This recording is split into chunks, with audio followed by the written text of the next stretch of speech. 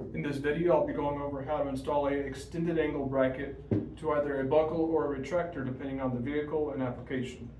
The extended angle bracket, of course, is multi-purpose, meaning you can install it long ways up or short ways up depending on the vehicle. When you have the vehicle, you try to install our seat belts. If it doesn't fit correctly without the bracket's of course included to let you install the seat belt correctly. Pretty self-explanatory. Of course, you're going to bolt this into the floor, and then depending on if it's the buckle or the retractor that needs the bracket, you'll just bolt it in as you normally would with a wrench.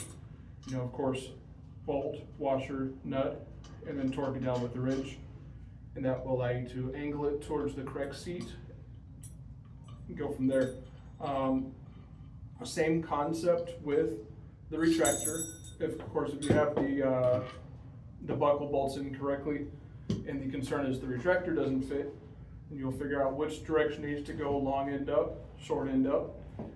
You bolt the bracket to the floor, you get the retractor, put your bolt through both.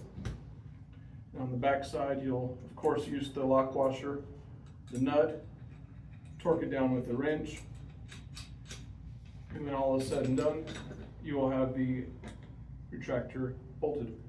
If you have any questions, give us a call, 405-736-0088, or you can send us an email through the website.